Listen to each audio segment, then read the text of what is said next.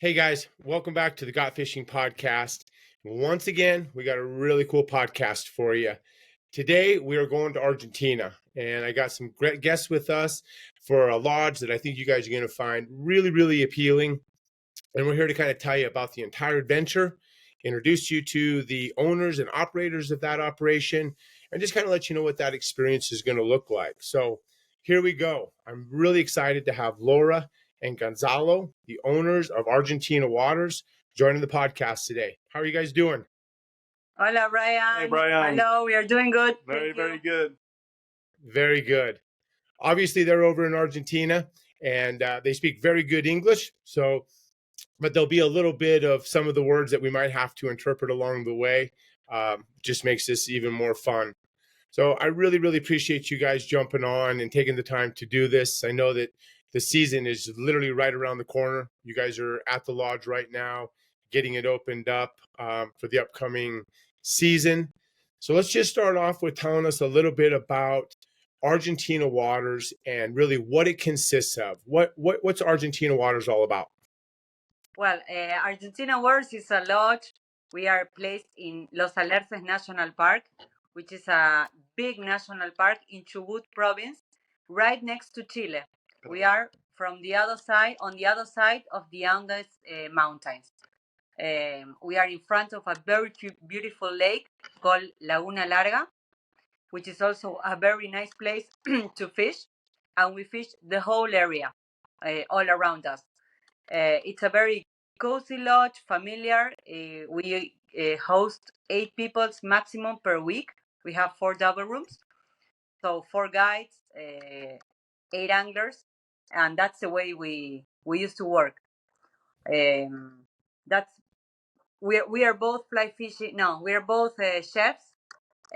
So food in our lodge is something very important for us. We pay a really special attention to food. We design every dish, every plate, every meal is specially prepared with Argentina wines.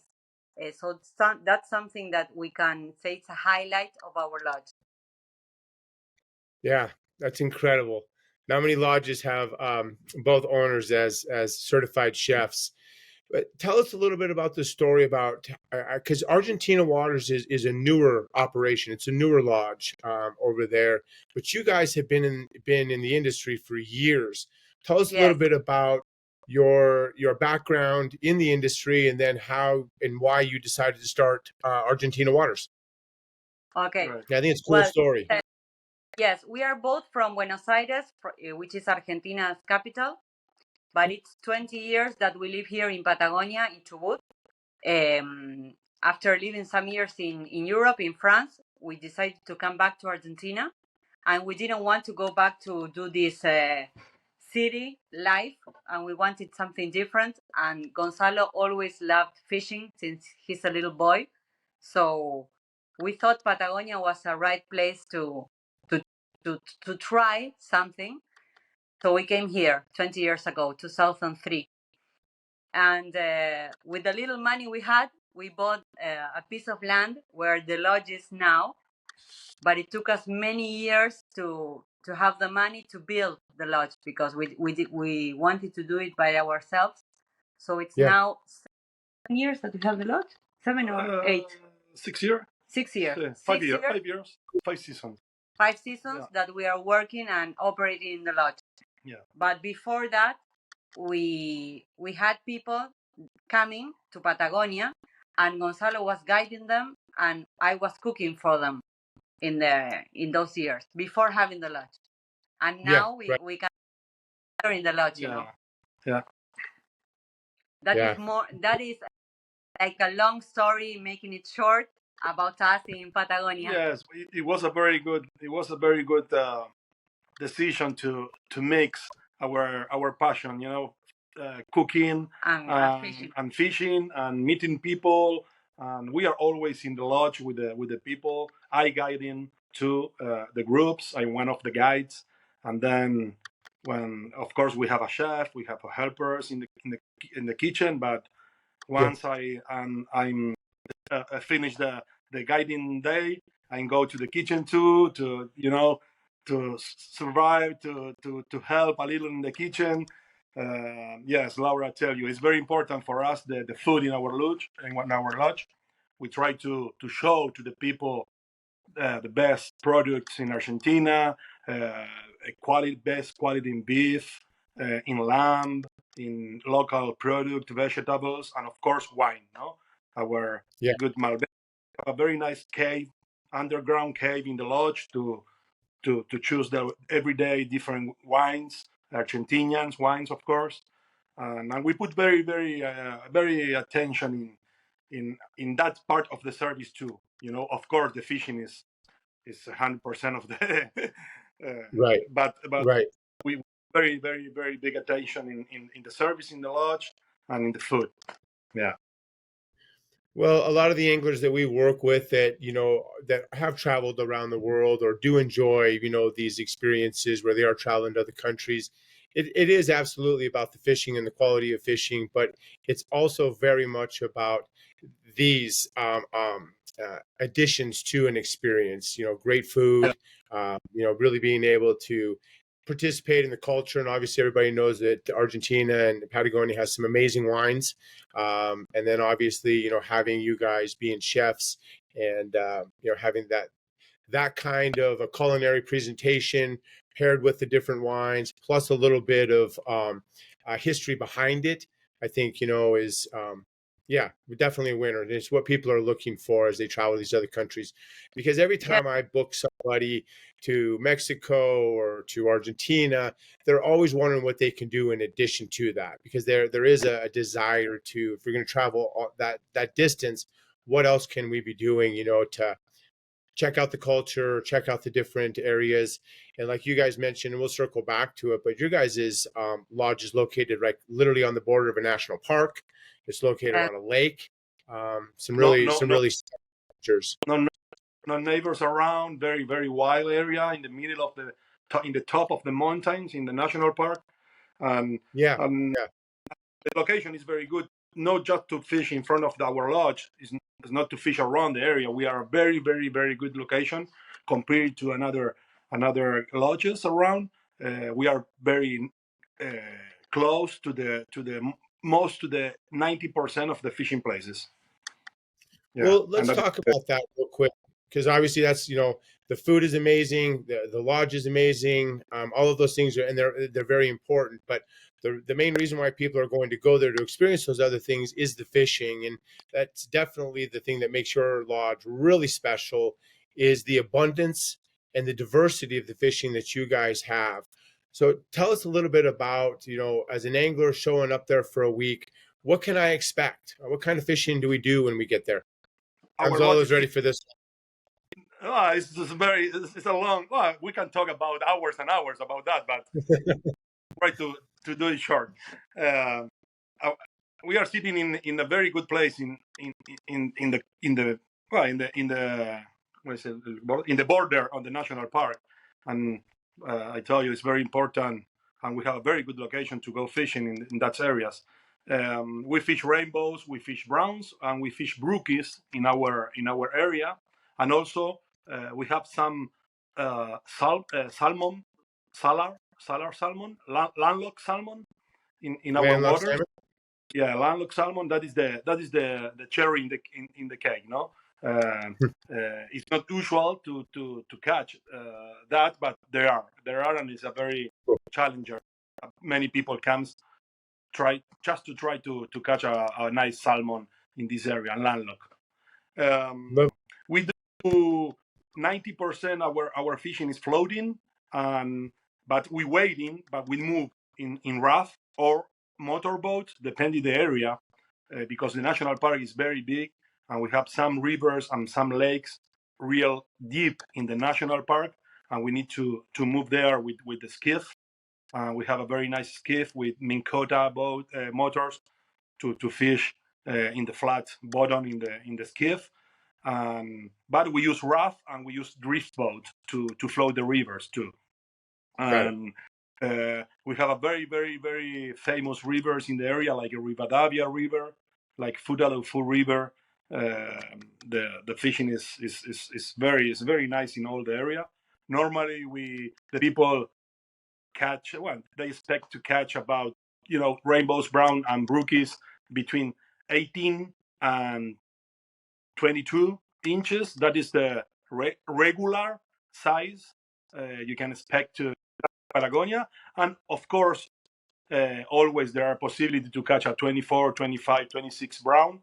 That is, in a week, it cannot be possible to have a trophy 25 brown hook. Of course, Brian, that is a very, very important part of the fishing. Our trout are wild. In Argentina, we don't ¿cómo se dice? Stock fish. They were introducing in the beginning of the last century, and then we don't work in the water to put eggs and to put trouts in and that is one of the reason people come to Patagonia to fish, because we are fishing a very wild trout and a very wild genetic introducing in those time in Argentina. Of course, rainbows and brookies from United States and browns from Europe. They were introducing for the England in those times, no? But that is a very, very important and part why to come to Patagonia to fish, because our fish are really wild. There are places in Patagonia the people feed the fish that's illegal and they are not. We are fishing wild fish. And then, Brian, we have two different programs. One program is 1 week around our lodge in the national park, rivers, lakes. Every day we fish different places. Of course, that is depending the weather condition, the time of the season. If the fishing is okay, the fishing is slow, we change rivers and we change lakes. We try to customize every group, depending the time in the season, and also the anglers, of course. Claro, some example, before they come, they say, no, I cannot walk very good. Can I have a floating trip? So we can offer them, the whole week, floating different rivers or lakes. Very easy floating. Easy, or others say, no, I prefer to go wading and walking. Okay, everything, but before coming, and also, as Gonzalo says, depending on the time on the season they come. Yeah. Yes, of course, the fishing is different. I always cut the season in three different moments. Beginning, in the middle, and fall. And the fishing is different, of course. Sometimes it's dry fishing, only dry fly. Sometimes it's a hopper dropper. Sometimes it's much better for streamers or nymph. But that is depending the season. And well, Brian, that is one of the program. The other program, we mix our lodge fishing around the area and also go to a brookie land. It's about 3 hours track from our lodge. That is only to catch brooks. Very, very nice brookies. It's a very wild area. Yes, very nice brookies. Yes. It's normal to catch brookies between 19 and 22, 23 inches. About 4, 5, 6 pounds, 7 pounds brookie. That is normal. That is the same like week program where you fish 4 days at Lefario in Argentina Waters National Park, and 2 days in this other lodge. It's 3 hours ride from one place to the other, so you stay 2 nights on the other lodge, you sleep there, and then you come back. It's a partner lodge, no? It's a partner lodge. We work together. And it's the only one of the only possibility to fish in that area, because there are nothing around for hundreds miles. It's very nice. This program, Brian, that Gonzalo tells about the brooks is just available on January and February. It's not for the whole season. The season runs from November 1st until May the 1st, but this program, the brookie program, is just for January and February. It is because the weather, at the end of February, is not more allowed to It's closed. It's closed. The brookie season, only the brookie season, because they start spawn first, to the other trouts, and also the weather conditions are much better in that area during January and February. It's more warmy and more nice, and also is when the brookies are more on fire. You know, they start moving to spawn, and they are hungry. And they are more aggressive, and it's the best time to go. But you guys even have horseback riding and jumping on four-wheelers and just it really seems endless. Yeah, that's also because in the place, as we are placed in the national park, you have a lot of other activities to do, because not all the people that come to Patagonia come to fish. So you have trekking, rafting, kayaking, cooking classes. I don't know how you say in English. Those balloons that they go. Yes, you have. También vuelos arriba del parque. Sí. Flights, like I don't know how to say it in English. No, those small planes that fly all around the park, and you see all the park from the air. Have rides in boats, horseback riding, rafting, kayaking. There are also many cultural things to do. I like a lot all the hands that you do with the craft you do with your hands, and you have all those women that do all the stuff things with the hands, with wool. You can go and visit 2 different places pretty close from us, where you will see these women how they do their stuff. Indian culture, pottery, art with silver, like this kind of thing, jewelry. You say jewelry? Yeah. But art is artisan, so there's really a big variety of things to do. And before they come, we ask, bueno, are you like an outdoors woman? What kind of activities you like to do? So we organize. La trekking al glaciar. Claro, there's also a trekking to a very special and glacier in the middle of a national park. Ice caves too. Ice cave in the mountain to visit. No, there are many activities. This glacier, for example, is so nice that it happened to us once that a group of anglers were fishing. They came here to fish, and when we told them about the glacier, they said, no, we want to go there. So they skipped one fishing day and they went there. And it was, I haven't been there, but the pictures of the place, they came. I've been there. they came saying, no, that's awesome, the best place I have ever been. And it's a very simple trekking. It's not like trekking like you are a sportman. It's simple trekking. And also the more important activity in the national park is to visit the Alerzales milenarios, the millenary trees in the national park. There are a reservoir inside the national park, deep in the national park, with those trees like sequoias for in state, and they are really old trees. The oldest have 3,000 years old. Wow.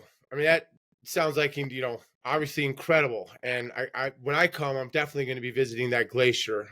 Just from being from Montana, Glacier National Park. I grew up hiking in the glaciers. So, A, I love national parks, and B, I love hiking in the glaciers. So we'll definitely be adding that one to our itinerary. And there are many different rides, on horseback, because you have some activities that are for the whole day, where you go to the place to meet the gaucho that goes with you in the horseback riding. The gaucho is the cowboy, the cowboy in Argentina. Yeah. Okay. Yeah. I love cowboy. It. Okay, and he takes you to the place, and when you arrive to one special place, he will prepare an asado, which is a barbecue that is really typical of Argentina, like the meat in Argentina. And then you continue the ride on all these beautiful places in the mountains. If not, there are some rides that are half of the day or a couple of hours. There are 3 different three different places that we go to do the horseback riding. So you have many different options. More steppe, claro, more rainforest. Rainforest is inside the national park, all around. And then we move 40 kilometers. It's about 30 miles from our lodge, and there is more steppe. Places like, well, the people says, the American people who fish here says, looks like Montana 70 years ago. Yeah. That paisaje, landscape, that kind of landscape, Yeah. Without the people, without the crowds. Yeah, without the people, it's very Patagonia is that the solitude is very nice. Is a very big area, no many population around, no many people. A very busy day. Talking again, Brian, about fishing. A very busy day in a river is 4 or 5 raft. Maximum. And wow, that is very nice. People really like to come to Patagonia, fish alone during the day, don't see people around, drink the water with a glass from the lake or from the river without any problem. In all the places here, you can drink the water. It's amazing, without any problem. All the rivers and lakes around, you can drink the water. That's incredible. It's incredible, yeah. It's incredible. Yeah. Well, again, what excited me about this trip is just that, because we have so many anglers that are looking for that experience, that do travel to Montana, Idaho, Alaska, in search of beauty, serenity, big fish, variety of fish, and solid, just being able to get away from it all. And I do think a lot of anglers, when they come to Montana, come to Idaho, they, without a doubt, have a blast. But there's no question that it has changed, and it's not as remote, it's not as inaccessible as people used to think it is. We have guides and outfitters on every single river. We have hundreds of boats. I mean, you go into a parking lot today on a Montana river, there isn't 2 or 3 drift boats. You're not seeing 5 or 6 like you're talking about. You're seeing 5 or 6 people launching their boat in front of you, and so it's very different. Fishing is still great, but nothing like what you guys have. And so, real quick, I always like to tell people that these trips are easier than people think. Like, getting over to Argentina is really not that difficult. And so, from the United States, you grab a flight over to Buenos Aires. Typically, that's going to be through the night. You'll leave the United States in the evening. You'll fly through the night. You'll typically land in Buenos Aires 7, 8, 9 in the morning. And then I'm going to let you guys take it from there. They just catch another flight. And go ahead. Usually to change airports, because you will arrive to international airport, and then to come to Esquel, you need to go to domestic airport. So you change airport, and once there, we have a daily flight every day, not on Tuesdays, but all the other days you have one daily flight that takes 2 hours straight flight from Buenos Aires to Esquel. And once you arrive to Esquel, we pick you up there at the airport, and we drive you to the lodge, which is around 1 hour 15 from the airport to the lodge. Cool. Yeah, also, sometimes it doesn't happen very often, because usually people that like fishing, they are not very interested about maybe visiting Buenos Aires. But Buenos Aires is really beautiful. It's an amazing city to visit, or maybe spend a night, because you have, it's huge. Very good food. I don't know if you have been. Have you been here to Buenos Aires, Brian? Yeah, I think so. I've been to Buenos Aires. Yes, I agree with you. Many options. You have excellent restaurants, places to walk around, museums, tango, all the tango stuff. It's really nice. So also, when they want, we can organize that. Of course, we are here, but we have people that will Buenos Aires, and we organize those transfers, give recommendations to hotels or restaurants, and then the next day they come to Esquel. They take this flight that I just told you, and we pick them up here in Esquel Airport. And then it's 40 minutes from the airport to the lodge. No, it's a little more. Easy. Yeah. I just sent 1 hour, and now he's saying Yeah. 40 No. minutes. Right. It's 40 minutes from Depends Esquel, on and who's then you. driving. Yeah. Yes, I drive faster. No, Yeah, that's true. No, she's right.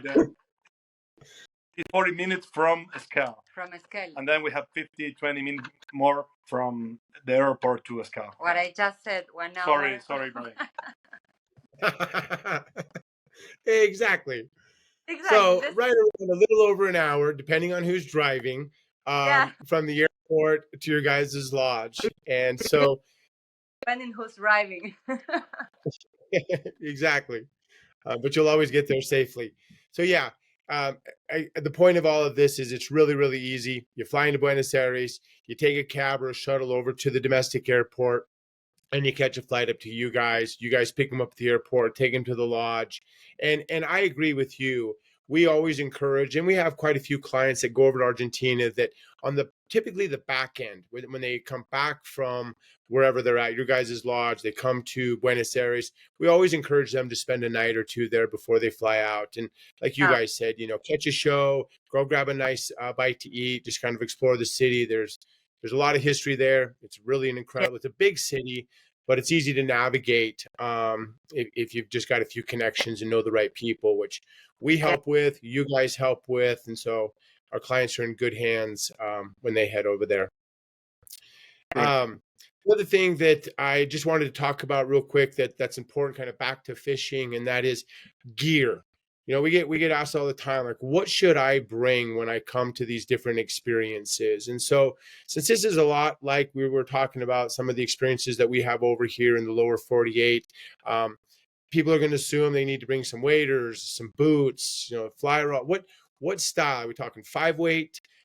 Do I need waders all year long? Can I use wading socks? Do you guys provide gear? Walk us through some of that. We have at the lodge, we provide waders and boots. We have many sizes and many waders, boots, reels, and rods. We have also. Normally, the people bring that stuff, Yeah, the rods. Usually now people are not willing to travel with their waders and boots. Most of the time say, no, do you have them? So we have them, a lot of them in the lodge. They are all new. So and then rods and reels we have at the lodge also. But mostly the rod, people like to travel with their own rod usually. But we have talking about rods, Brian, we use five weight rods and 6 weight rods. Cool. Sometimes people have 4 weight rod. That is the normal size number rod we use here. And floating lines, sinking line, full sinking line, or sometimes people used to fish with the shooting head line. But normally we use very, very deep sinking lines when we fish in streamers. It's not we use way forward floating line for fishing with dry flies. Of course, rain jacket. Of course, soft shell, hoodie, all that kind of stuff we use, gloves, glasses. Yeah, because even though it's kind of the warmest period of the year, it can be cold. We are in the mountains, so of course during the day it can be very, very hot and nice and sunny, but during the night it's always the temperature goes down. Very, very. So all that change. Kind of stuff, it's also necessary. And about the flies. Yes, I know, and also January and February, some people used to do wet wading, because the weather condition is possible to do it, and then of course November, December, and March and April is a little more cold, and bring some heavy, stuff, protect maybe raining days, Brian, thank you. Thank you, Brian. We hope fish together, huh?